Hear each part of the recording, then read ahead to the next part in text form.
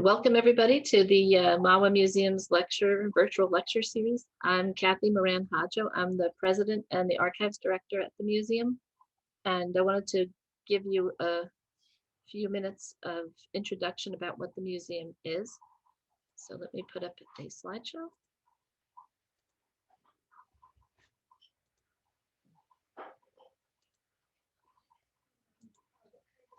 All right, so normally when we do lectures, you're in the museum and you get to see what goes on there. So we thought that we would do a virtual introduction just to give you a sense of what we do and what we're about, and hopefully you will come and visit us in person when the pandemic is over.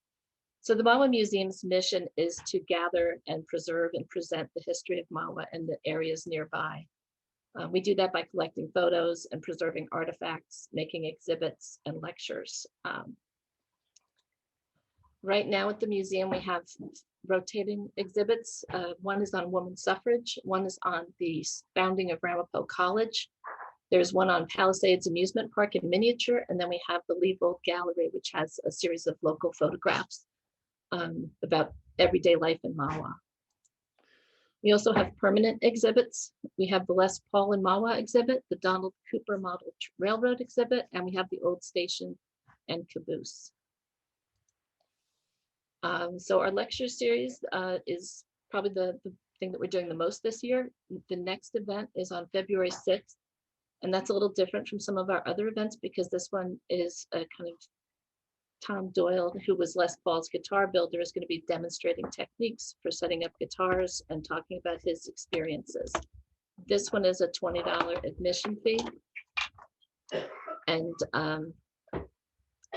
it's going to be on February 6th.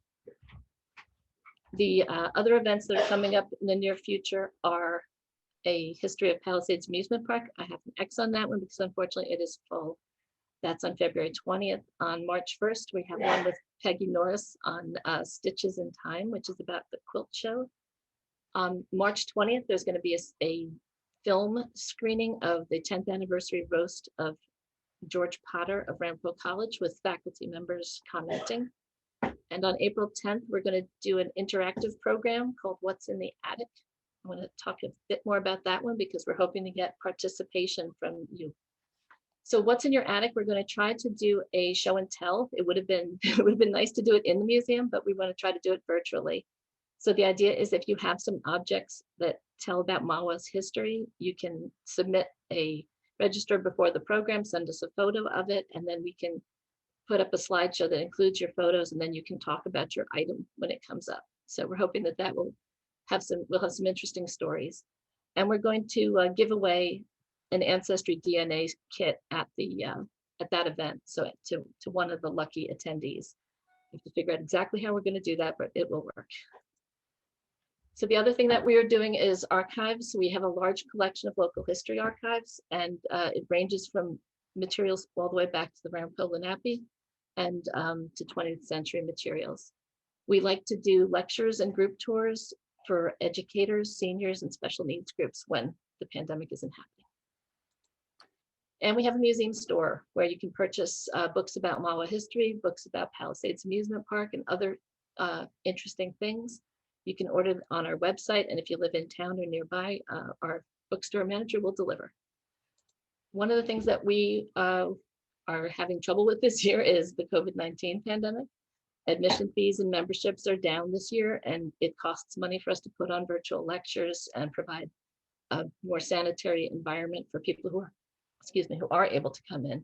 So if you can donate to the museum, any amount at all, it would make a big difference to us. There's a link, we're going to put a link in the chat, I believe, but if not, you can always go on the museum's website and there's a big donate now button. Kathy, before you go on, a question came up about what's in your attic. Does the item have to be part of Mahwah history? It doesn't have to be now. If you live in nearby and you have something cool, I think that would be great.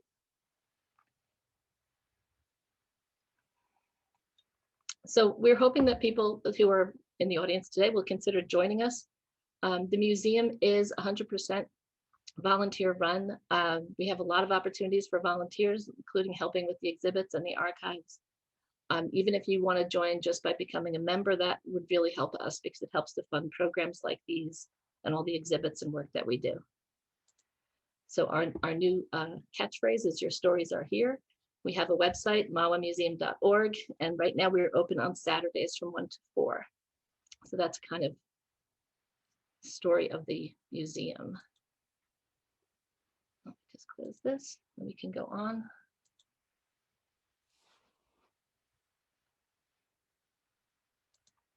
Here we go. All right. So I just want to say a little bit about myself. I'm not a professional genealogist.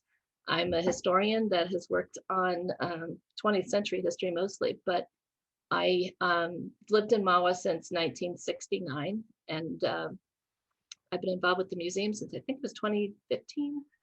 But family history is something that I've been interested in for a long time. My sister and I do a lot of work on our family tree, and it's something that I enjoy sharing with other people. So that's why I had started doing this kind of series of lectures. So this is an introductory lecture. So this is really how to get started. If you have not really worked on a family tree, this would be good for you. So a family tree is a diagram that basically shows the relationships between people across generations. It's a place where you can store a lot of information. You can have photographs, and you can have video recordings and things like that.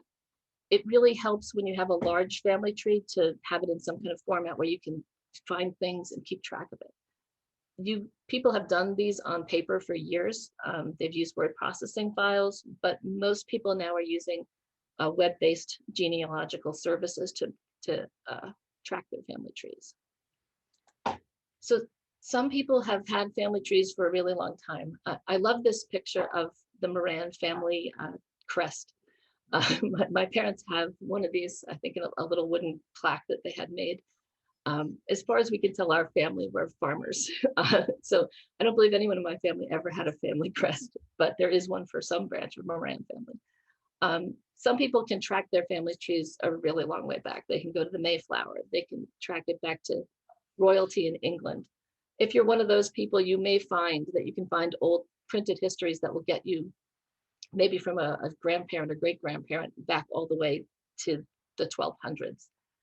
For most people, that's not going to be the case. And what you're going to be tracking more ordinary people.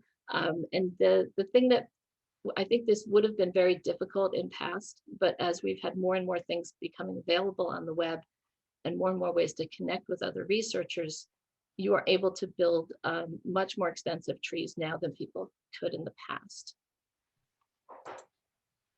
So one of the things I mean, even in my own lifetime, the idea of doing genealogy has really exploded in a lot of different ways.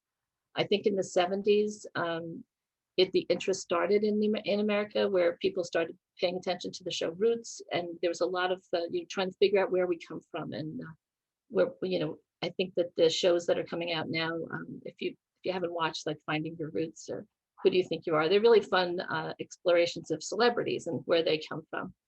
I'd love them to do more interesting normal people, but I guess that's not marketable. So of course, once there's a need or a desire for these kinds of things, businesses are going to step in and try to help us. So it started by digitizing lots of records.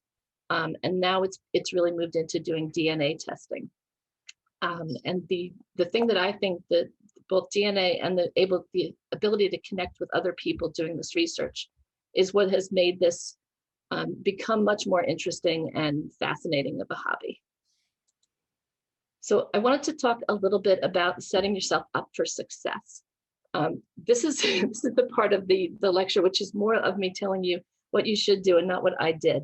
Because a lot of the reasons that I know the things that we have done wrong is because looking back, I'm like, well, if we'd done that first, it would have made a lot more sense. So I'm going to try to give you the wisdom of my our sometimes strange starts. So there is a tendency when you start to do your family tree to go on Ancestry or MyHeritage or one of the other sites and start building your tree. And I think there's nothing wrong with doing that. But the thing is that the records that they have digitized on those sites aren't going anywhere. And the records that you might have lying around your house or that you might be able to get from people in your family, those do have a chance of being lost. So before you go crazy on the websites, start looking at what you've got in your house, what your parents might have, your aunts, uncles, grandparents. Start finding the things and gathering them that you have that really tell a unique story about your family, because those will not be on any of these sites. One of the things that's really useful to do is ask around. You might not be the first person who's ever tried this in your family, and they might have some information. We have a book, I think we have one that has the pages that are on here. I think we own this book somewhere in the house, that me and my sister started working on. I think it was in the 1980s. And at that point, there wasn't a lot that you could find resource-wise. So it was more like family, talking to people in the family. My dad would tell us things that he thought my mom would tell us stuff from her family, and we'd start trying to track it down. But it wasn't very easy to verify things. But see if you can find anything that's already been done at your family. And then talking to your relatives. I think this has been the best thing that we've done, and the thing that's been the most rewarding. Back in 2004, my sister and I threw what we called the family pool party, and we made it a genealogy party. So we printed out a lot of pictures, and we hung them on poster boards, and we had them all outside. They had little flaps where you could lift. We had pictures of babies, and if you lifted the flap, it would say who the baby was. And then we had another wall of like, who are these people? We don't know who they are. And we got a lot of our aunts and uncles to come, and they told some good stories. We actually we videotaped my dad and his brothers talking about some of the crazy things they did when they were young. It was really fun, and it got people knowing in our family that my sister and I, were actually interested in doing this, so that if they had found materials, that they would they'd know to give them to us and not hopefully throw them out. One story that I had when I was in my 20s, I went to see my great aunts, and they pulled out this box that was filled with letters that they'd written to each other in the 20s and 30s. They were photographs. It was really wonderful thing. We were reading them, and they were just kind of like, no, you shouldn't look at that stuff. And then later on, after they passed away, I was trying to find that stuff, and it got thrown out. So, just trying to get people knowing that you want that stuff will help you to be the one that they give things to. My sister and I went and visited my aunt and uncle down in North Carolina. And we were just talking about the family tree, and we were showing it to them on the computer, and we were asking if they had anything. And they pulled out these 5 old films. And one of them, you can sort of see it there, says Bob's Wedding, January 1957. That's my parents. There's maybe a 4 or 5 minute color video of their wedding. Mostly people outside, but it was just amazing to see, and I had no idea that they had it. So talking to everybody is a way to find out who's got what and where you can get your hands on it. The one thing that the pandemic has done that is kind of neat is that you can call people on Zoom, and you can talk to them and even record it, so that you can have these stories that people are telling in their own words. And I think that's a pretty neat thing to start with. And then talking to old people in your family. They won't be around forever, and they have stories. They can help you in a lot of ways that are not just about like what was the date of your grandfather's birth. They can tell you what he was like.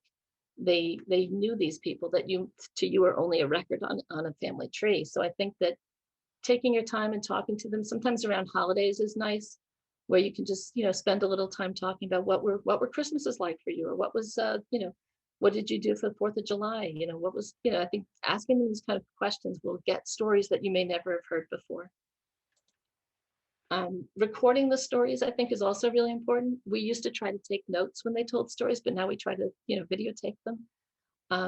Don't interrupt the old person and say, well, that's not true, or, deal with the story that they give you, and then figure out if you can verify it later.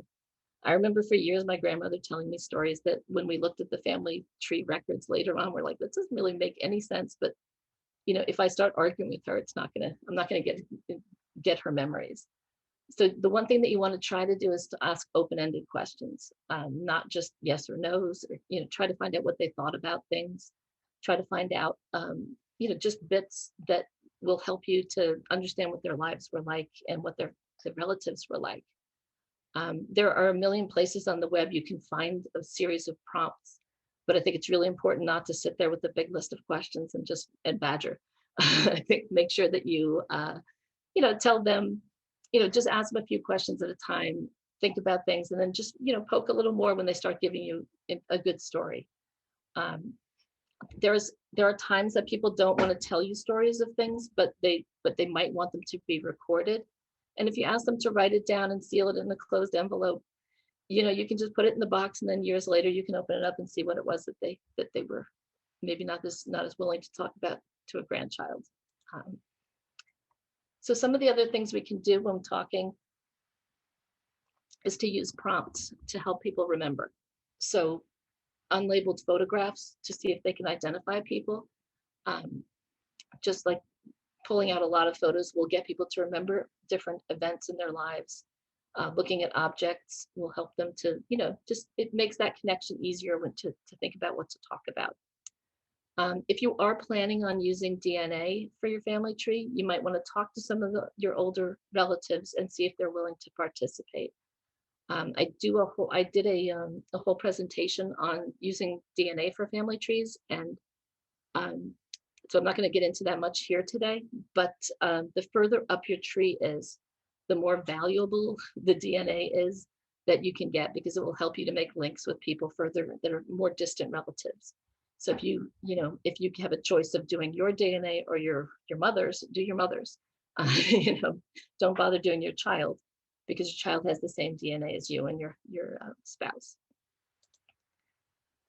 Okay, now this is the one I probably haven't done that I think you really should do, which is gathering and organizing the records that you have. I mean, it's pretty sad, but I'm the archivist at the museum, and at home I have a lot of boxes, but they're not very well organized. But if you can gather the materials that you have and keep them in one place, if you can try to come up with an organization scheme, then you can add to as you keep going, you will find that it saves you an enormous amount of time. And it also will help you to preserve those records in a way that make it useful for other people to use going forward. So things that you might have records of are wedding licenses, deeds to houses, military service materials, newspaper clippings. I tend to throw out wedding announcements or invitations after a while, but then I realize years later I don't know the maiden name of the bride if they married a male cousin of mine. So keep things like that and put them in a folder, and you'll find that they will be very helpful. We had a series of mass cards for relatives that I didn't even know who they were when I was a child, and looking back on them now, we still have them, and that made it very easy to find a death date and a name for a person, and then figure out how they fit into the tree. Some of the ways you can organize are to create a family folder that has a husband and wife, whatever the domestic situation is, plus whatever children they have. And then once a child marries, they would get their own folder with their spouse, and then go on from that way. So it keeps the folder from becoming too large. People also like binders with major branches of your family having their own binder, and dividers for the families. And then many people now are using scanning and organizing digitally with like family tree programs or just on your computer. Whatever way you're going to do it, you're still going to need to organize. If you just pile a bunch of scanned pictures in a directory, it's not going to be easy to find things unless you have a naming convention and work on making it useful for yourself. So with photographs, it's a little trickier. It's it's easy to make those same kind of folders for families, and then you find a picture of an event that has multiple families in it. Okay, where do I put this photo, right? So sometimes you might have group shots, sections, or you might have to figure out how to relate it. But I think that some of the things that you can do are creating like an index almost to your photos, where you give photos a number and then create like a guide that says, if you're looking for, John Murphy, he's in these 10 pictures, and then you can find them by the number.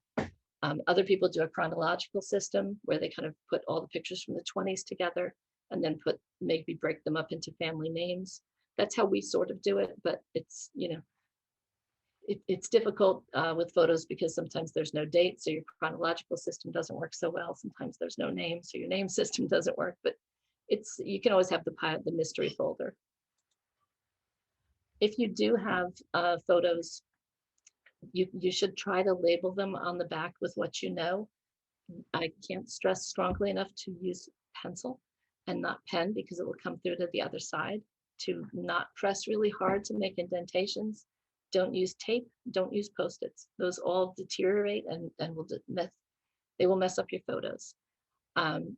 If you can, try to add a date And one of the ways, I think I put a few of these photos from my family. Most of the pictures here are of my family, by the way.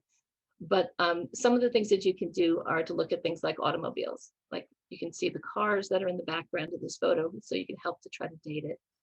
In a photo of a family like this, you can look at the youngest child and say, oh, this looks like maybe one or less than one. So then you know who this child is, and you can sort of date the photo that way. You can look at haircuts. You can look at things like, the military uniforms and how old people are and what place they're in to try to figure out the dates. And in the beginning, you might have a difficult time with this, but there are a lot of web resources out there where you can find, what kind of car these things. I mean, we know this one, but I don't exactly know what that car is. But you can find hairstyle websites that will tell you what kind of hairstyle people use, what kind of shoes they wore. It's all out there for you. So these are the ways that you can try to help date things. So if you digitize the photos, one of the things that's really great about that is that you can add things like tags to a photo. So in this case, this photo at the top has all these members of the family. So Catherine Cox is the mother, Michael Murphy is the father, and then these are all their children. So then when I open up a record for one of these people, this photo will appear there, but it will also appear in the records for each of these different people. So that gives you a way to actually tag each photograph. So that it includes the person, every person that's in the photo that you can identify. I like the way that this works better than trying any kind of manual organization, because it does allow you to find every photo that you have with a specific person in it.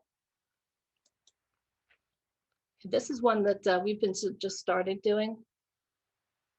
I find it very, very useful, especially for our Irish relatives. But you can, I don't know how many of you use Google My Maps. I tend to use them when we go on vacation or something like that. I put all the places that we want to go, and then I look at the map and figure out how we're, which days we're going to do things.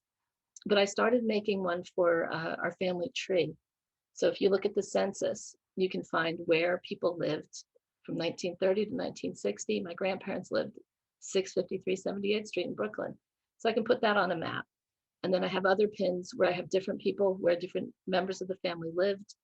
This one is for Ireland. So this shows where my great uncle, I think, great uncle was born in Kilteely, Wexford, Ireland. And these are other tabs for different people who were born in the family. What I did with with both of these is to use colors for different families. So these are the Coxes, the blue ones, and the Murphys are the purple ones, so that you can start to see how close they live to each other. And one of our plans, it was our plan for last summer, was to go to Ireland and try to find some of these places and meet some of our relatives. So having a map-based genealogy will help you to think about, how you could maybe structure them, something like that. It's actually cool to try to think about how broadly spread your family ends up. And you can do things like this with paper maps, but if you have people that are all nearby and they live very close, you can do that. But if they're across the world, your map points aren't going to be very specific if you're just sticking maps in a whole, paper map of the world. Okay, so we're going to move on a little from gathering and organizing to what you do to actually start to build the tree. So almost all of your trees will start with what they call a home person, which is usually you. You will then add, if you have a spouse, you'll add spouse and children, you'll add your parents, and then you'll add your siblings. Then you go up one level to the father, and you'll add the father's parents, and then brothers and sisters, building it up as far up as you can.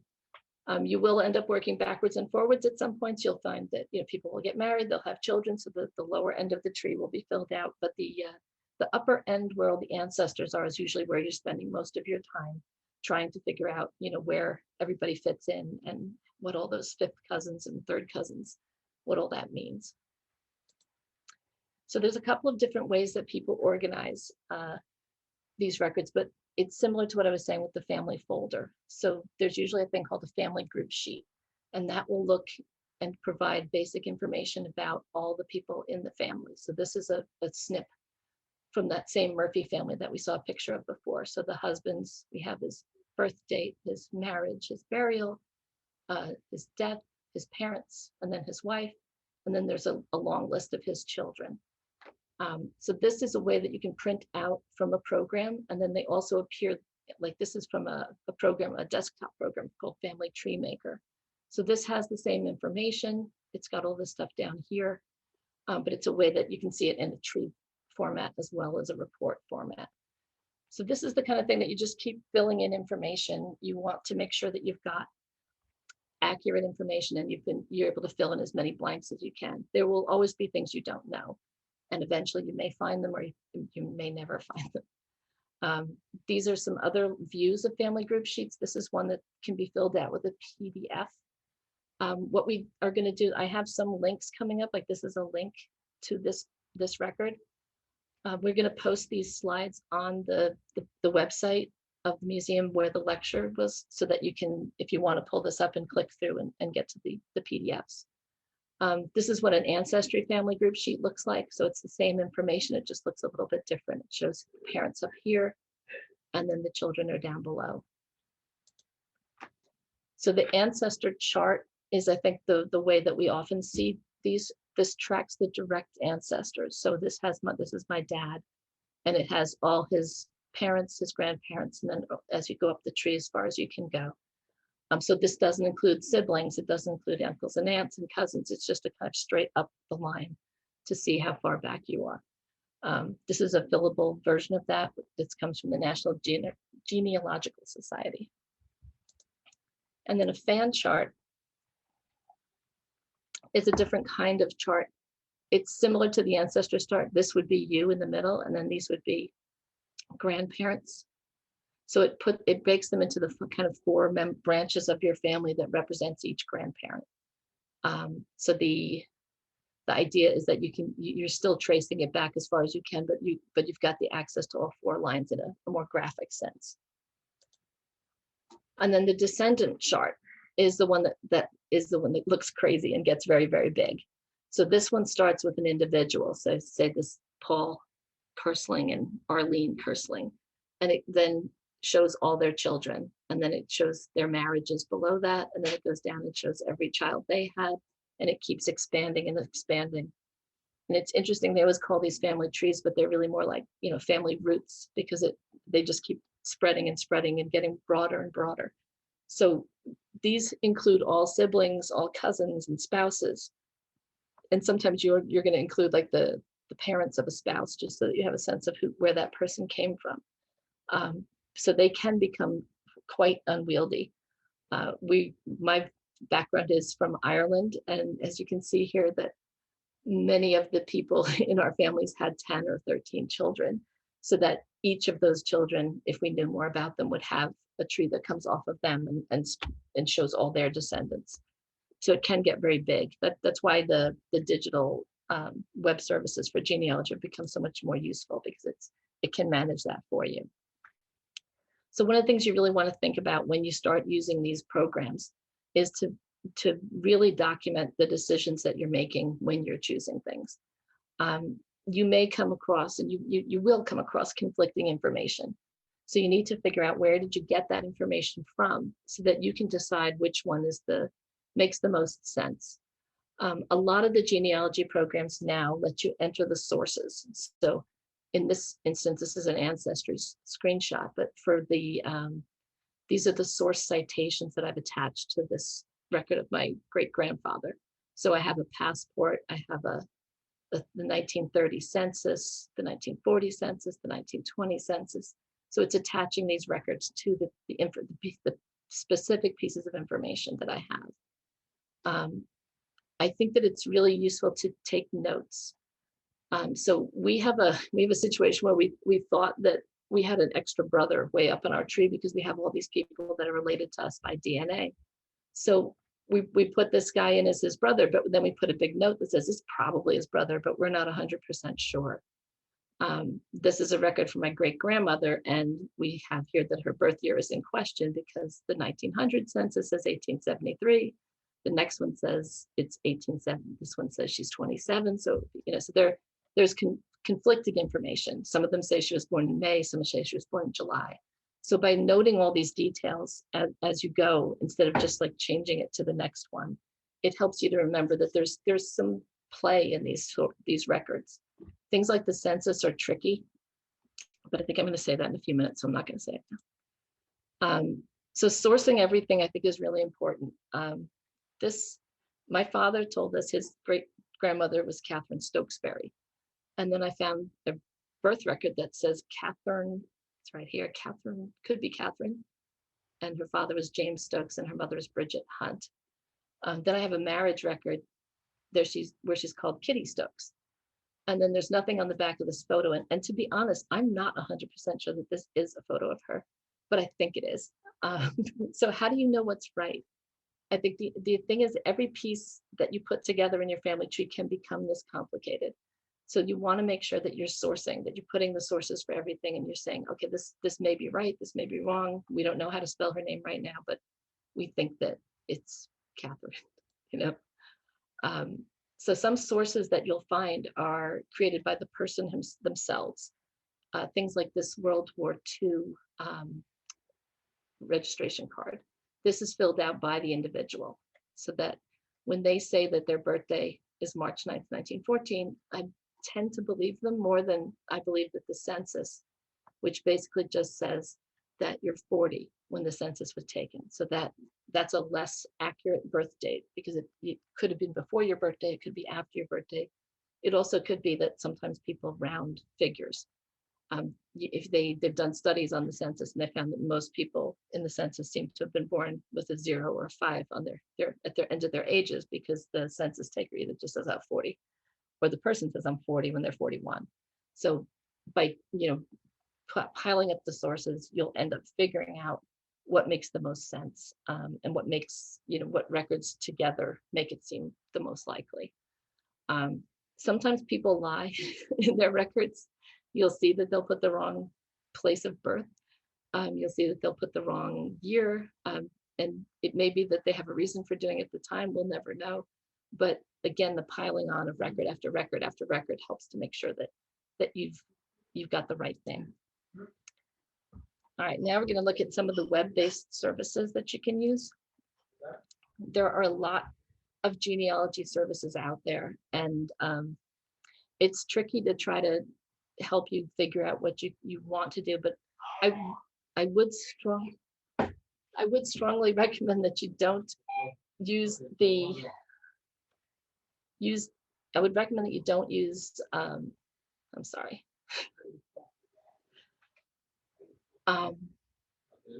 Okay. So what you want to do is use them to organize your tree, to attach sources to information, and you can include photos and images of documents. You can conduct research using their digital sources, and you can contact other people on their trees. So I don't like to try to recommend a specific site to you, because there's a lot of reasons why people would use one site over another. Most of the sites cost money, so you have to think about what you're doing, like what you want to do and how much money you want to spend on this. Most of my screenshots here are from Ancestor, because that's the one that I use, but that doesn't mean that should be the one you use. These are some of the other sources out there, and they have different features that make them useful. So thinking about the different factors that roll into which one you might want to use is that you want to think about one that has a lot of members in it, because those are the people that you'll be able to connect with. You want to think about one that covers the records in the town that you live in, so that if your people are from Europe, you'll be in pretty good shape. But if your people are from India, you will find less records. So I think that looking at where their strengths are will make it much easier for you to think about which one you want to use. I tend to open accounts on more than one. I don't have his membership all the time, but I will dip into them for a month maybe and see if there's any new hints or leads that I can find that come from their records. But I generally use Ancestry and MyHeritage. I've dipped into Find My Past, because most of my people are from Ireland. And Family Tree Search is one that's free, so that's one that a lot of people might start with. If you're planning on doing DNA for your family tree, that's another aspect of it that you want to think about. 23andMe is a company that does DNA testing, but does not offer family tree resources on their site. So most people will do the 23andMe thing because they want to find out about their health. But they can also upload that data into some of the family tree sites. Ancestry and 23andMe do not let you upload any DNA data. They make you pay for it themselves. MyHeritage and Family Tree DNA allow you to upload DNA data. So there's a lot of things that you have to think about. Ancestry has the most people with DNA kits, so that's where you'll find the most matches. Let's see. So once you start to create your tree, every site looks a little different, but they're all set up pretty much the same way, where you start to enter information and then expand it through data entry and searches of the records they provide. So in Ancestry, for example, you'll have a family tree, and when you look on a person, you can search right here. And what it will do is search their records for a person named Michael Moran, who was born in 1855 in Westmeath, Ireland, and died in 1936. So it'll take all the information you've already added and add that to a search. Try to find records that make the most sense for that search and then show them to you. And then you can decide whether or not that is the person that you are trying to add to your tree. So as you add more people, you'll have occasionally you'll have things that the tree site will let you know. Ancestry calls them hints, and they put a little leaf up, and that says it thinks it found some records that match your person. I think that they call them discoveries on MyHeritage, but most of them have the same system where they try to manually figure out, or programmatically figure out what people might be matching your tree. And just because there's a hint here does not necessarily mean that it's accurate and it is the person you're looking for. So you do have to do some research. So most of the sites also have straight up search boxes, so that if you're starting out and you're not sure, if you're looking for information about somebody that you might just have a name on, you can type a name. You can often put in where they're from. If you have information, what year they were born, what year they died, you can fill all that in. And then you can search, and they will pull up a bunch of records that match or semi-close to what you're looking for. This is an Ancestry screen, and this is a family tree search screen. So they're all slightly differently, but it's all the same data, basically. And then the results page, when you put in a person, will give you hits that it thinks make sense. Depending on the last names and the first names of the people you're searching for, you can find that it will be either extremely easy to find people or extremely difficult. If your name is Smith and you lived in New York City, you're gonna have to wade through a lot of records. In here, when I search for my dad, I find the first record here is not him, but the second one down here is him. So you're always going to be looking to make sure that they match, that the information has enough of the right ones to make you think it's the same person. So preliminary research that you've done with your own records will help you to make sure that you're putting in the right search terms, and will also help you to figure out which one is correct. So when you're adopting records that you found, sometimes you have to be careful. You have to not accept everything that the record says without really thinking about them and being right, and and making sure that they match everything. So here's a Social Security index for my grandfather. We have his birthday is February 12th, 1890, and they have January 1st, 1890 on his Social Security application. But the rest of it, the people, the parents, all that information is all correct. So most likely when he filled it out, he just wrote 1890, and they needed to put something in their system, so they put January 1st, but we don't know that for sure. But that's the kind of thing where you want to check every piece of it and not just accept what the new record says and replace what your family story has, or other records that I've got for him might say. It'll also suggest other records that might include the same person, because it's looking at, again, the data that you've got here and saying these people also look the same. A lot of times, if you are adopting things that come from other people's trees, or if you are looking at records, sometimes you start clicking quickly and saying, yes, yes, yes, these are all my people. And then later on, you find out that they don't make any logical sense. We've had ones that, we looked at the family and Ancestry pops up a red flag and says, this person was, this person's child was born after, before the other person was old enough to have children. You're like, oh, that's the wrong person. So you have to check and make sure that you've got the right person. Do those notes on the records if you're not sure about what you're seeing, or if there's any kind of question, because you will not remember any of the things that you won't remember that these didn't match unless you write a note that says Social Security doesn't have the right birth date, because it helps you later on when you're looking at things. Sometimes we look at our tree and we're like, why did I add that person? It doesn't make any sense. And we left no note, and you end up just deleting them because you can't figure out why you did it. Most of the genealogy websites will allow you to look at other people's family trees. And this is extremely valuable because other people have done research on branches of your family. They might be a direct descendant from an aunt or uncle of one of your ancestors. So they have that whole branch of the tree laid out for you. But you have to be really careful with what they tell you, because sometimes they put information in their trees and they're kind of suppositions.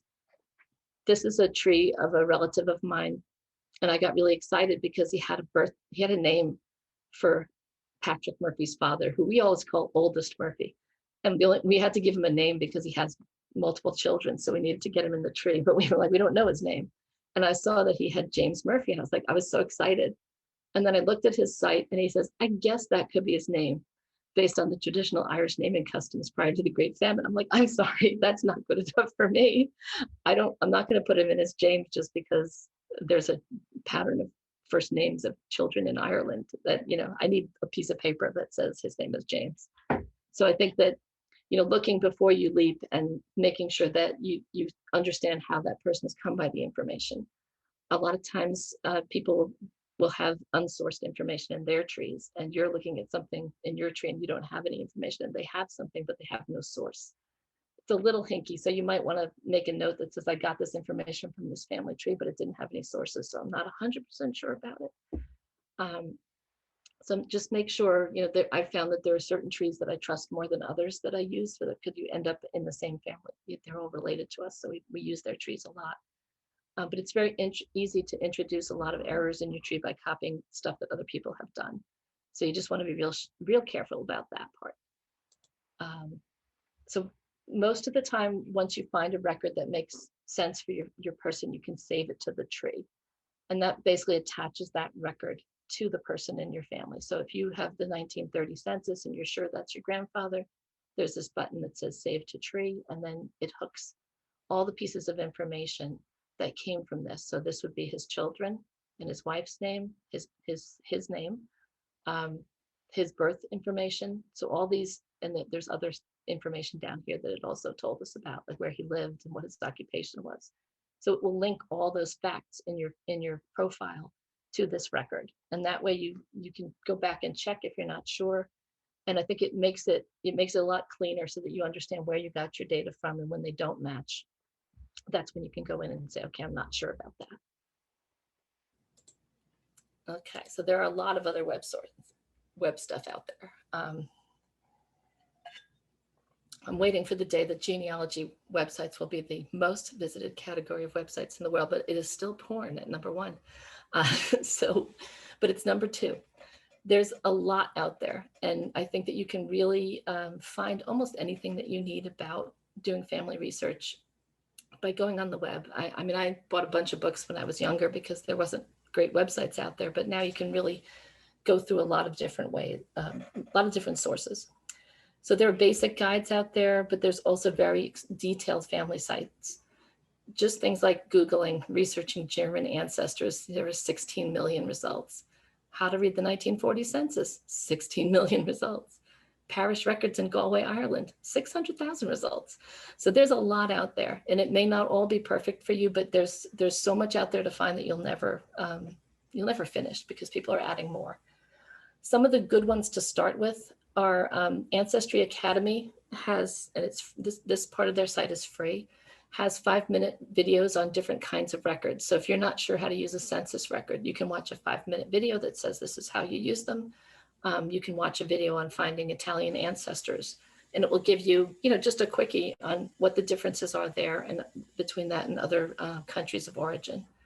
The National Genealogical Society Learning Center has a lot of written pages on how to get started. I looked at some of those just to make sure I was covering everything, but they really do cover a lot of information.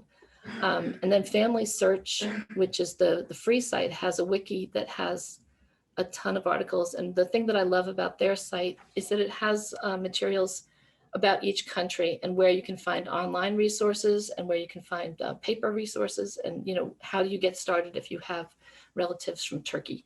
There'll be a page on that.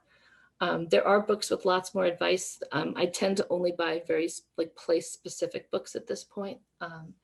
So I have a book on researching your Galway ancestors, because that has a lot of local resources that I can try to find if we ever go over there. So I think that newspaper sites are becoming much more important in family history research because they're digitizing a lot more newspapers. You can find birth and death and wedding announcements. You can find other articles about your ancestors. These are often great because a lot of the genealogical records that are out there basically just give you the facts. They'll say these two people got married on this day and these two people were their witnesses, but it doesn't say anything else. But if you can find an actual article about the wedding in a newspaper, you'll find out what the bride's gown looked like and all the different people who came and what their career paths are. So it's much more of a source that gives you color, and that's why I think they're really useful. With the newspapers, it's all about the place. So if the newspapers where your ancestors come from have not been digitized, there's going to be nothing for you until they are. I used newspapers.com for my job for years, and it had no New Jersey newspapers in it. And then just in the last couple of years, it now has the Ridgewood News and the Bergen Record, and you can really start searching local history with it. So that it's a really powerful resource, but again, depending on what country or town your individuals come from, it can be frustrating if they're not digitized yet. So Ancestry integrates some newspapers.com searches in its results, but it does not let you look at the articles unless you have a separate subscription. There is a free newspaper site, which is at the Library of Congress. It's called Chronicling America, and it has very few New Jersey newspapers in it, but it's all American newspapers. I think newspapers.com has a few foreign papers, I think it has some Canadian and some English papers.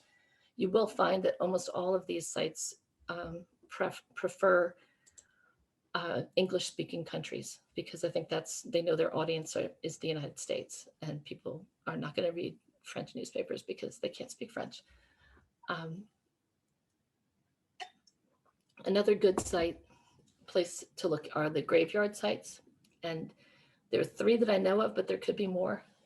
But they have Find a Grave and Interment.net and Billion Graves are sites where people will take photographs of tombstones and then include information about the person so that you can search for it.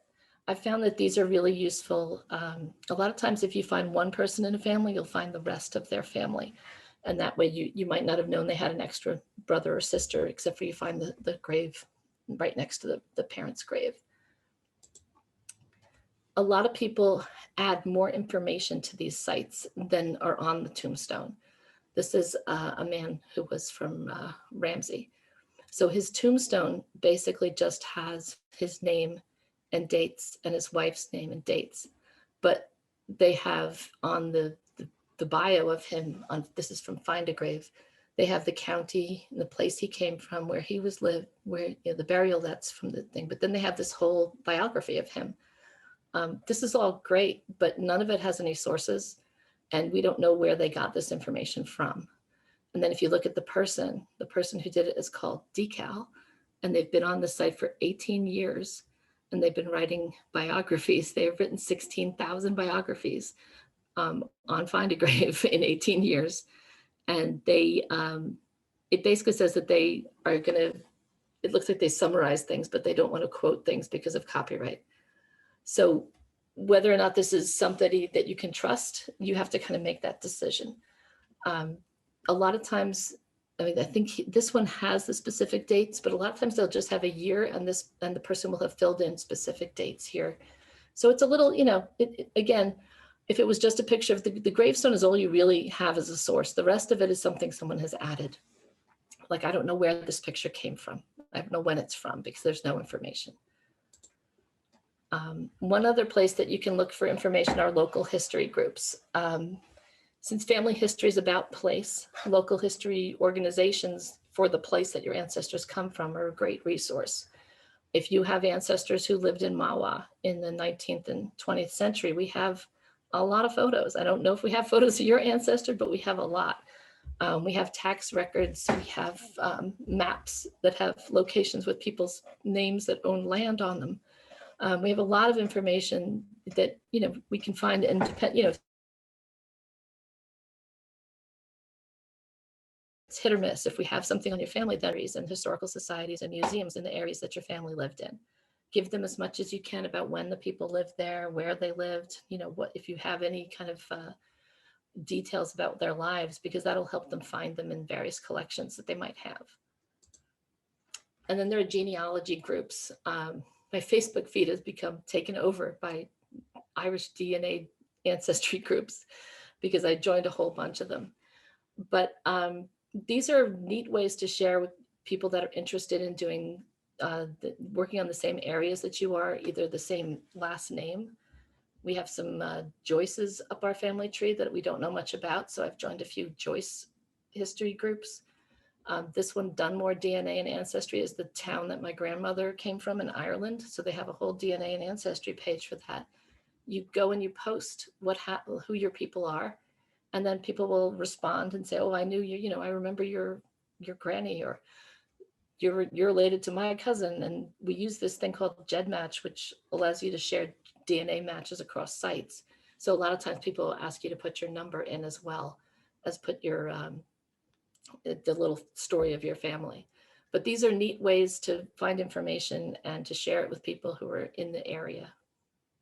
And a lot of times these people are still in the towns, so that if I knew where someone was buried, I could ask somebody in the group, "Hey, could anybody go take a picture of a gravestone?" And somebody more than likely would do it and then post it up there for you.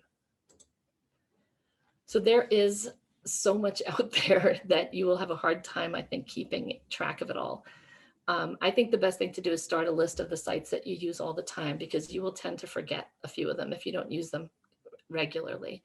So we have my ancestry is all Irish. So my sister and I have like a list of all these different places that we'll go to. And when you get stumped at one place, you move on to another and like check all the mysteries that you have and see what you can find out. But participating in discussion boards and chats, you can find a lot of information from people. Like, we've got people that are always giving us leads to different people, different places. And it's hard to keep it all in your head. So a lot of times we go on the Facebook feeds and we look, you know, go back and see like what people commented on our family stories, and we need to follow up with that. But I think, you know, the thing is not to rush it, to take your time. There's so much out there that I think that you really want to, you know, be a little bit systematic and work your way through different sites to really get a sense of what they have for you and what they might not have, so that you have some kind of a program, some kind of tactic for what you're doing. And then locally, I just wanted to highlight two places, or it's really one place, but two groups. The Bolger Heritage Center at the Ridgewood Public Library is an amazing resource for local history. So if your family is from this area, they have they have a ton of materials.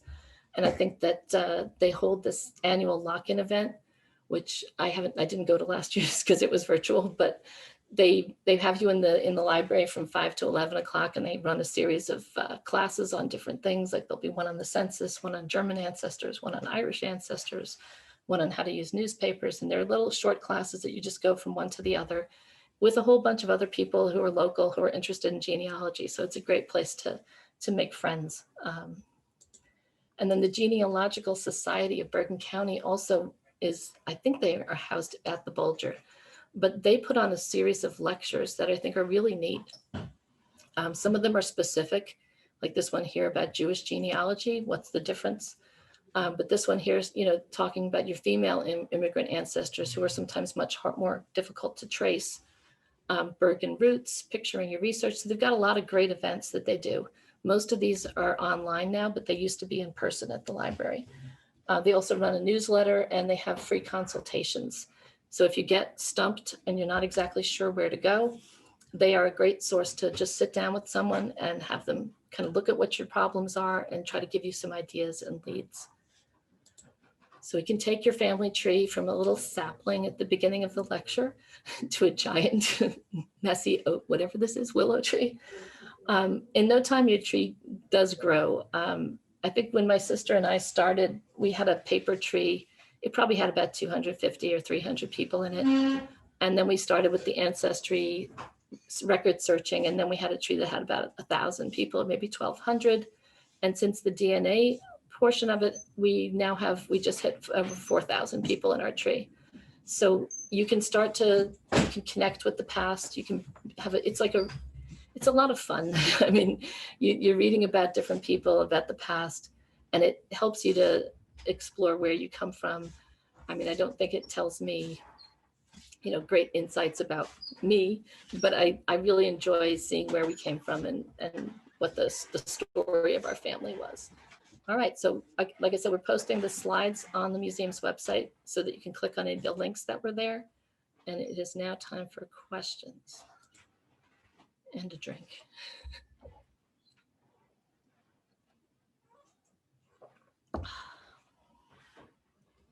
Okay, Cathy, I'll read out the questions to you. Okay, great.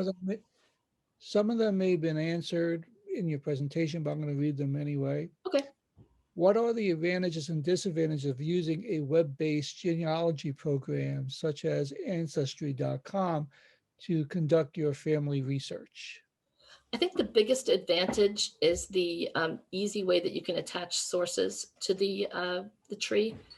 When I started, I used to use a desktop-based program, and you had to basically type in where you got every piece of information. Like if I got it from the 40 census, I was like writing birth date, 1890, attached source, 1940 census. But in Ancestry, you click on it and say, save that to my tree, and it just does it for you manually, or automatically, not manually.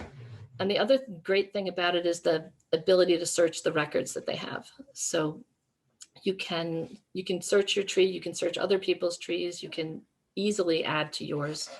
And then the ability to do it in a digital format, I think, where you can add your photographs and attach them to each person. All that really makes it more useful and much easier to kind of maintain it. When you do it on paper or even on your own computer, I think it becomes, it's a lot more unwieldy, I think. Okay, next question. Is your PowerPoint presentation printable? Yes, it should be. We're putting it up, I think, as a PowerPoint on the museum's website. I think it should be up there today. I think it might be there now. I'm not 100% sure. But yeah, you should be able to download it and print it. Which program do you think is the best to use? I don't, the thing is, a lot of these times you start with something and that's the one that you learn. I started with Ancestry, and a lot of people I know use MyHeritage and like that better. When I use it, it kind of, it feels like the Apple Mac thing to me. I started on a PC, and whenever I try to use a Mac, I just don't understand it. I'm not wired for it. So whenever I go to MyHeritage, I use it, but I don't like it as much. And other people are the opposite. They use MyHeritage and they say Ancestry is so hard to use. So it's worth poking around. Most of them have a free trial so that you can look at them and just see which one appeals to you more. They really have a lot of the same resources in them, so that the searching material is the same. One thing like I said in the beginning, I dip into both. I have an account on MyHeritage and I put my DNA on MyHeritage. And that one, I found a link to someone who was very closely related to me that we didn't know who it was. And it turned out to be my mother's cousin's family. So we hadn't ever been in touch with them. They ended up coming over here. Like 5 brothers came here and their father and visited us because they were so excited that we found them. They're not on Ancestry. They were on MyHeritage. So there's that kind of, you never know where the person you're related to is going to be on. But like I said, yeah, I don't like to push Ancestry because it's expensive and I don't like some of its practices, but it is the one that has the most records. So. How do you recommend getting a census record? The census records are available for free on the National Archives site. You can also access them on Ancestry and on MyHeritage for free.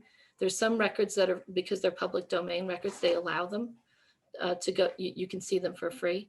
So the census records up to 1940 are available. 1950 will be available, I think, in 2022. And the 1890 census burned, so it's not available.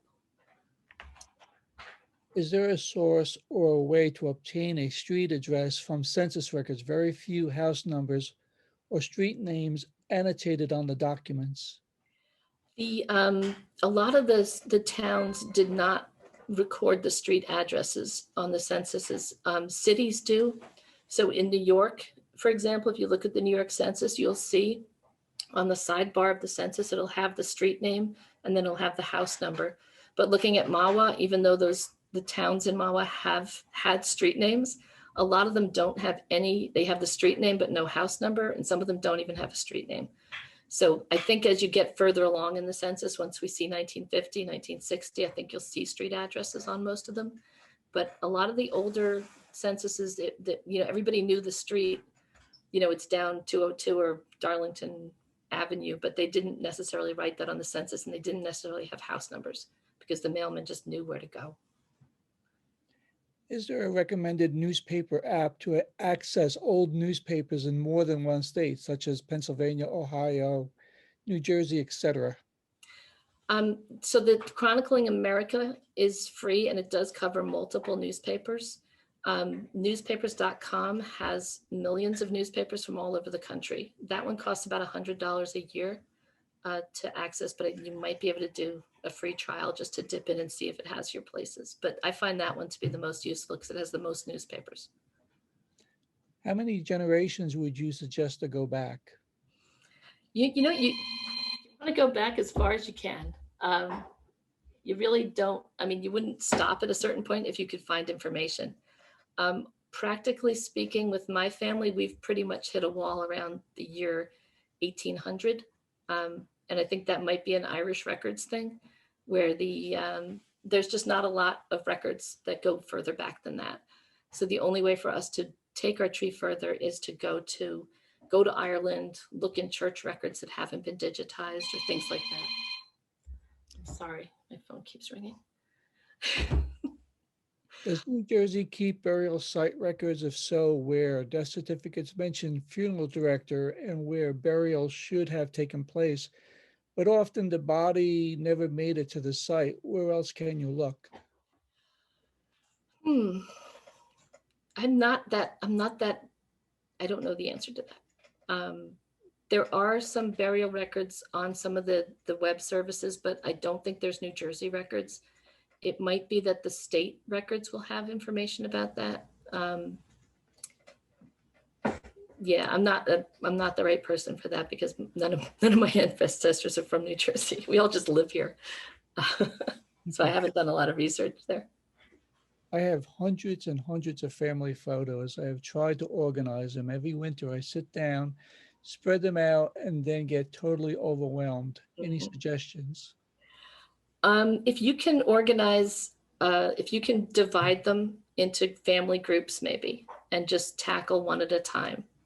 So like if you've got, in our family, we have like the four main family, my parents and whatever. So if you can split them up into those big chunks first, where you say, okay, this is all stuff for the Moran family, and this is all stuff for the Fahey family.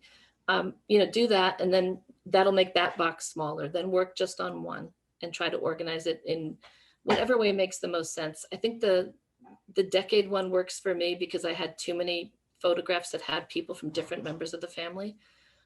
If you're inclined to do scanning, I think that can be the easiest way to really get a handle on it. And then you can just set the photos up with some kind of really simple structure, even a number system.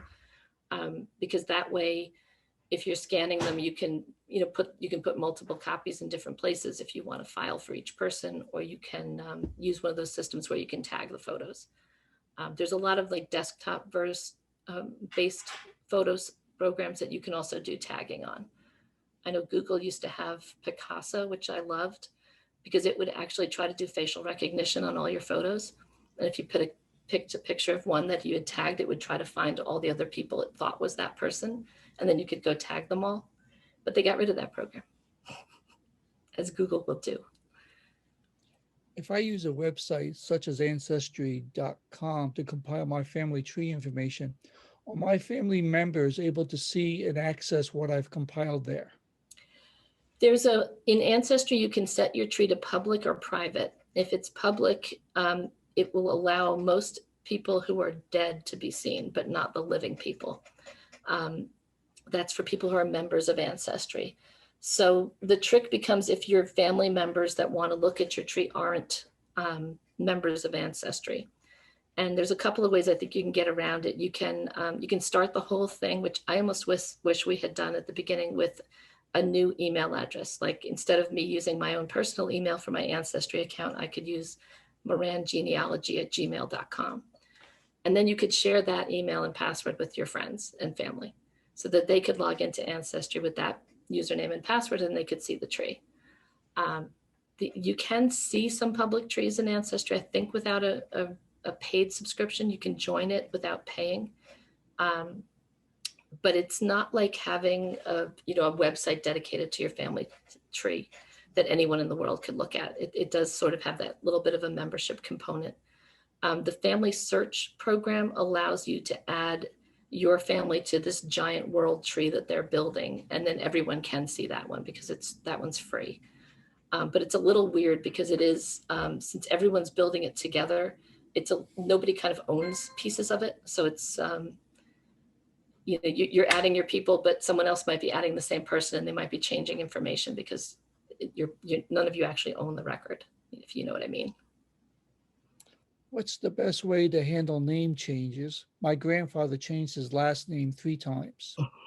Yeah, a lot of the programs will let you add multiple names to a person so that there can be, some of them call them nicknames, but usually you pick one for the tree and then you add them as kind of alternate names or spellings of the person's name.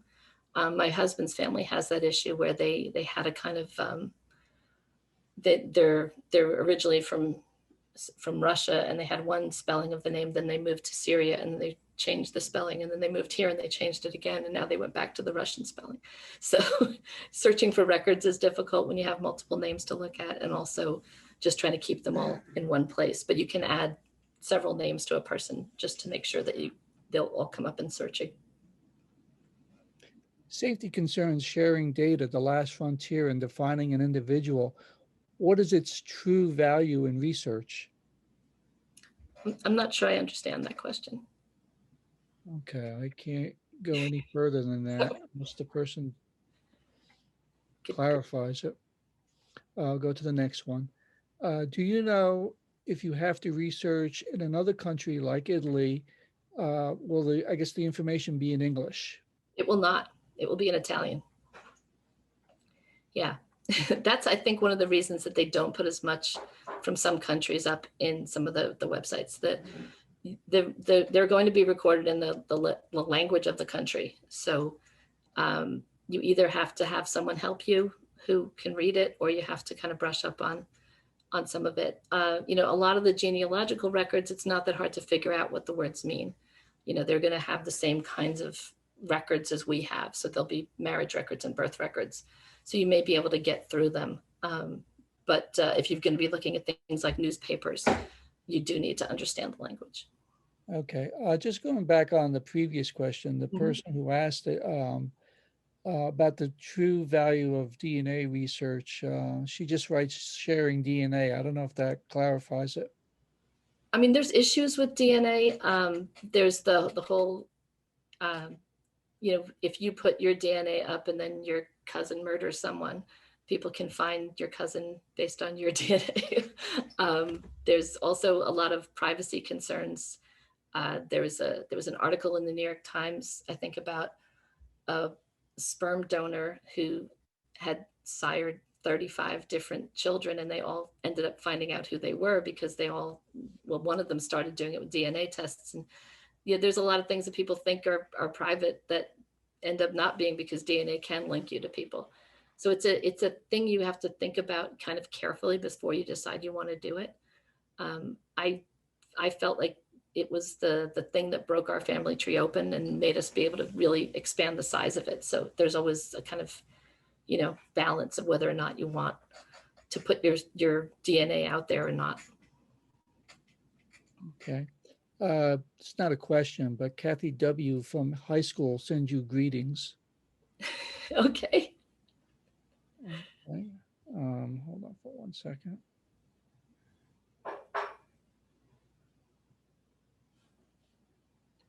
Now I'm sitting here trying to figure out who Kathy W. is. What's your last name? There were so many Kathys when we were in school. Wedgell, Kathy Wedgell. Oh, okay. Hi, how are you?